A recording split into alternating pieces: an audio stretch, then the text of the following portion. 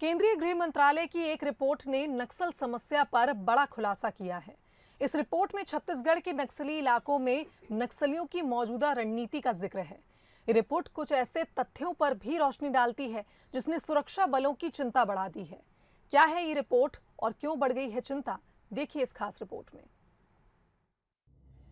छत्तीसगढ़ में सुरक्षा बलों के पास इस बात के ठोस प्रमाण हैं कि बस्तर के अंदरूनी इलाकों में जनताना सरकार की पाठशाला चल रही है, जहां नक्सली बच्चों को पढ़ा लिखा रहे हैं। लेकिन ये पाठशाला ही अब सुरक्षा बलों के लिए चिंता बन गए हैं। दरअसल इन पाठशालाओं में छोटे छोटे बच्चों को नक्सली गतिविधियों के लिए तैयार किया जा रहा है।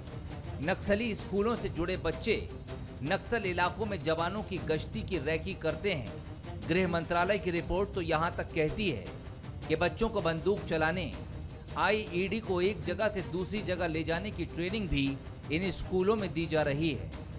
एकदम साउथ बस्तर इलाका में या भुजमाल इलाका में कुछ क्षेत्र में जो नक्सल का जो मोपोसा स्कूल जो बोलते हैं, जो मोबाइल पॉलिटिकल स्कूल होते हैं, उसके एक फुल फ्लेज स्कूल नहीं होते हैं। वो किसी इस इलाका में जो बालक बालिकों को अपना विचारधारा का प्रभाव लेने के लिए उनके खुद के सिलेबस होते हैं, उसको पढ़ाने के लिए, सिखाने के लिए कोशिश करते हैं। लेकिन इलाका में जो प्राइमरी स्कूल्स और मिडिल स्कूल्स को जो हमने प्रारंभ कर दिया है, कई साल से बंद पड़ा स्कूल्स को भी अभी पूरा चालू हो गई।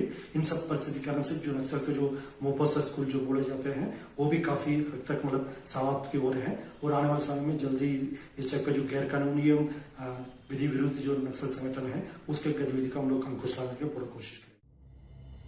नक्सली संगठन ऐसे बच्चों की तलाश में रहते हैं जिनके माता पिता की मौत हो गई है या फिर बच्चे का परिवार उसका खर्च उठाने में सक्षम ना हो। ऐसे बच्चों को नक्सली संगठन का हिस्सा बना लिया जाता है, जिसे बाल संगम कहते हैं। ऐसे बच्चे नक्सली संगठन यानी बाल संगम का सदस्य बनकर सुरक्षा बलों के मूवमेंट की जानकारियां नक्सलियों को देते हैं, जिससे नक्सली मोर्चे पर सुरक्षा बलों को काफी नुकसान होता है।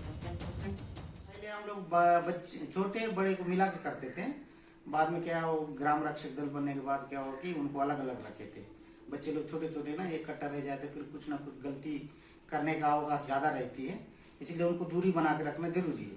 लेकिन दोनों करते हैं, बच्चे लोग भी, छोटे लड़की हो लड़का दोनों को कराते हैं। उन लोग एक स्कूल भी खुले थे कि खाली ऐसे संगठन बना के छोड़ने से या एजुकेशन नहीं हो पाती है, तो बोल के स्कूल भी खुले थे, उस स्कूल में भी कुछ पढ़ाते हैं हम लोग।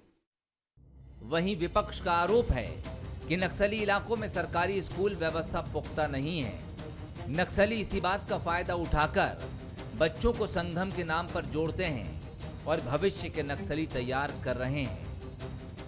राज्य सरकार के माध्यम से नए नए तरीके से नवाचार किए जा रहे हैं, योजना बनाई जा रही है, लेकिन वो कागजों में चल रही है। चाहे वो बंदूक की गोल हो, चाहे वो ऑनलाइन क्लास हो, मोहल्ला क्लास हो, इन सब में बच्चों की स्थिति नगण्य है।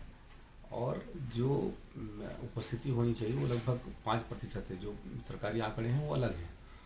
हमारे बच्चे आज कहीं ना कहीं से वो नक्सलियों के मुखबिरी के रूप में काम कर रहे हैं, रेकी का काम कर रहे हैं। ये बहुत चिंता का विषय है। सरकार को इस पर चिंता करनी चाहिए और उनकी शिक्षा की व्यवस्था सुदृढ़ करनी चाहिए, उनके भविष्य की चिंता करनी चाहिए।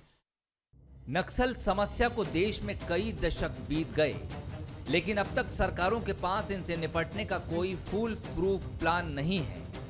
और शायद इसी के चलते नक्सली भी अपनी रणनीति में बदलाव कर सुरक्षा बलों को हर संभव टक्कर देने की कोशिशों में जुटे रहते हैं। प्रशांत गजभिये, बंसल न्यूज।